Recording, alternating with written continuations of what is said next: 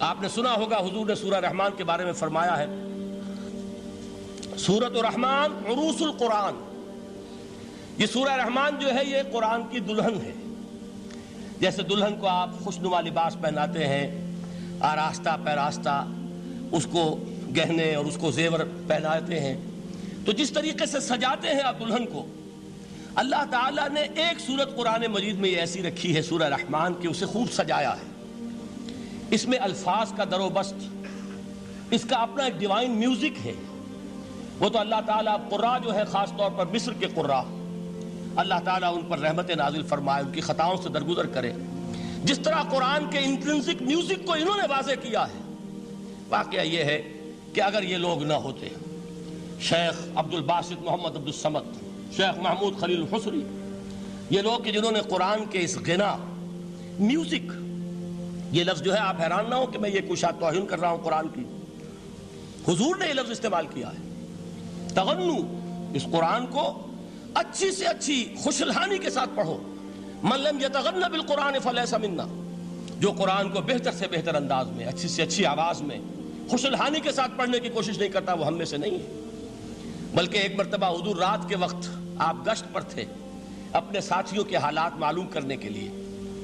حضرت ابو موسیٰ اشعری رضی اللہ تعالیٰ عنہ ایک صحابی ہیں، ان کے گھر کے پاس سے گزر ہوا، وہ رات کو تہجد پڑھ رہے تھے، کھڑے ہوئے کیف کے عالم میں قرآن تلاوت کر رہے ہیں۔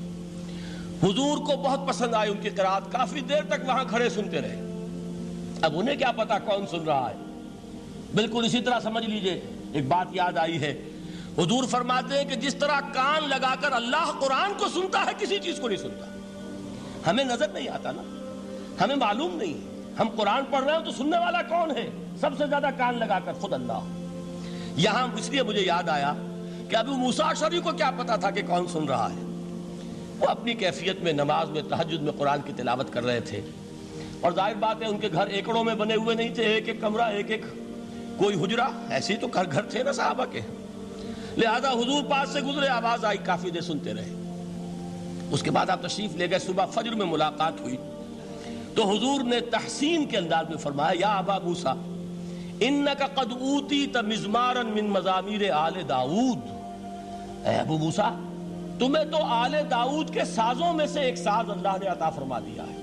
جس طرح حضرت داؤد، لہن داؤدی مشہور ہے کہ جب وہ پچھلے پہر رات کو حمد کے ترانے الاپتے تھے، قرآن میں ہے کہ پرندے شامل ہو جاتے تھے ساتھ، اور پہاڑ وجد میں آتے تھے، پہاڑ بھی ان کے ساتھ شریک ہوتے تھے۔ تو جس طرح کا اللہ نے ان کو لہن عطا فرمایا تھا، حضور نے تحسین کے انداز میں فرمایا، ہے ابو موسیٰ اشعری اللہ نے تمہیں بھی آل داؤد کے سازوں میں سے ایک ساز عطا فرمایا۔ بہرحال قرآن مجید کا جو یہ میوزک ہے، قرآن کے الفاظ کا جو حسن ہے، جہاں تک حسن معنوی ہے وہ تو ہر لفظ میں ہے، لیکن یہ حسن ظاہری، حسن صوتی، حسن لفظی، یہ اپنے کلائمیکس پر آپ کو نظر آئے گا سورہ رحمان میں۔ لیکن قرآن میں یہ سورت اس اعتبار سے بھی ممتاز ہے، اس کی 4 آیات پر ذرا توجہ کریں گے، عجیب حقائق سامنے آئیں گے۔ جہاں یہ قرآن مجید کے حسن صوت اور حسن لفظی کی معراج ہے، وہیں اس کی پہلی 4 آیات میں 4 چوٹی کی چیزوں کا ذکر ہے، سب سے اونچی چیزیں۔ پہلی آیت کیا ہے؟ الرحمن، ایک آیت ہو گئی۔ رحمان کیا ہے؟ اللہ کا نام ہے۔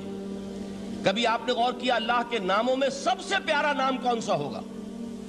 رحمان۔ کیوں؟ اس کا مادہ کیا ہے؟ رحمت۔ ہمیں سب سے بڑھ کر جس چیز کی ضرورت ہے وہ کیا ہے؟ رحمت خداوندی۔ نام اچھی طرح سن لیجئے اس حضور کے قول کو۔ حضور فرماتے کوئی شخص جنت میں مجرد اپنے عمل کی بنیاد پر داخل نہیں ہو سکے گا جب تک کہ رحمت خداوندی دستگیری نہ کرے۔ کسی صحابی نے بڑی ہمت اور جرأت کا ثبوت دیا کہ پوچھ لیا، کیا حضور آپ بھی؟ جب آپ نے فرمایا کوئی شخص داخل نہیں ہو سکتا جنت میں محض اپنے عمل کی بنیاد پر جب تک کہ رحمت خداوندی جو ہے وہ دستگیری نہ فرمائے۔ پوچھا گیا کیا آپ بھی؟ آپ نے فرمایا ہاں میں بھی۔ آپ انداز کیجئے کہ اگر محمد الرسول اللہ بھی رحمت خداوندی کے ضرورت مند ہوں تو تاب دیگراں چہ رسد، ہماری تو سب سے بڑی ضرورت رحمت خداوندی ہے۔ اب یہ رحمت جو ہے قرآن مجید میں اللہ تعالیٰ کی یہ شان 2 الفاظ کے ذریعے سے آتی ہے، رحیم اور رحمان، اور کوئی مادہ نہیں ہے جس سے 2 نام بنتے ہوں اللہ کے۔ لیکن یہ مادہ ہے واحد رحمت کا کہ جس سے رحمان بھی ہے رحیم بھی ہے۔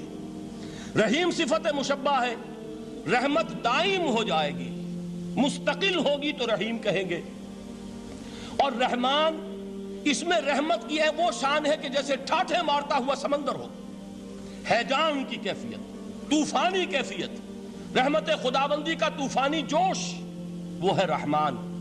آپ تو رہتے اس علاقے میں ہیں، آپ کو معلوم ہے عرب اگر بھوکا مرا جا رہا ہو تو کیا کہے گا؟ انا جوعان۔ پیاسا مرا جا رہا ہو انا عطشان۔ بہت غضبناک ہوگا غضبان، غضبان آصفہ قرآن میں آیا ہے، بہت غضبناک۔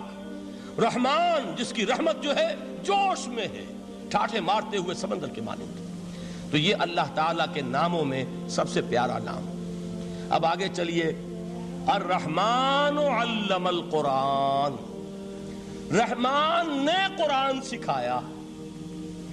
رحمت خداوندی کا سب سے بڑا مظہر، رحمان کی رحمانیت کا سب سے بڑا مظہر قرآن ہے۔ ان میں جو منطقی ربط ہے اس کو سمجھتے جائیے۔ اچھا آپ یہ سوچئے، جو علم بھی انسان کو حاصل ہوا وہ کس نے دیا؟ اللہ نے۔ سائنس کا علم کس نے دیا؟ اللہ نے۔ علم آدم الاسماء کلہا، وہ علم الاسماء جو حضرت آدم کو دے دیا گیا تھا ازل میں، یہ اسی کا ظہور ہے، یہ اسی کی ایکسفولیشن ہے جو ہو رہی ہے اور ہوتی رہے گی ابھی۔ اور دوسرے علم ہے وہ کس نے دی؟ اللہ نے دی۔ لا یحیطون بشیء من علمہ الا بما شاء، مخلوق میں سے کوئی اللہ کے علم میں سے کسی شے کا احاطہ نہیں کر سکتا مگر وہ جتنا اللہ دینا چاہے۔ لیکن یہ کہ تمام علوم میں چوٹی کا علم قرآن، نوٹ کرتے جائیے، اب چوٹی کی چیزیں جمع کیجیے۔ اللہ کے ناموں میں چوٹی کا نام رحمان، اللہ نے جو کچھ انسان کو سکھایا اس میں چوٹی کا علم قرآن۔ خلق الانسان، انسان کو پیدا فرمایا۔ سوال یہ کہ حیوانات کو کس نے پیدا فرمایا؟ آسمان کس نے پیدا کیے؟ زمین کس نے پیدا کی؟ فرشتے کس نے پیدا کیے؟ کیا مطلب خلق الانسان؟ اس کی تمام مخلوقات میں اس کا کلائمیکس، اس کی تخلیق کی معراج، اس کے تخلیق کا نقطہ عروج انسان ہے۔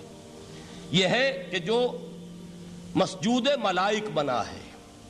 وَلَقَدْ كَرَّمْنَا بَنِي آدَمَ وَحَمَلْنَاهُمْ فِي الْبَرِّ وَالْبَحْرِ وَرَزَقْنَاهُمْ مِنَ الطَّيِّبَاتِ وَفَضَّلْنَاهُمْ عَلَى كَثِيرٍ مِّمَّنْ خَلَقْنَا تَفْضِيلًا۔ تو تخلیق میں سب سے اونچی تخلیق انسان کی، علموں میں سب سے اونچا علم قرآن کا، اللہ کے ناموں میں سب سے اونچا نام رحمان۔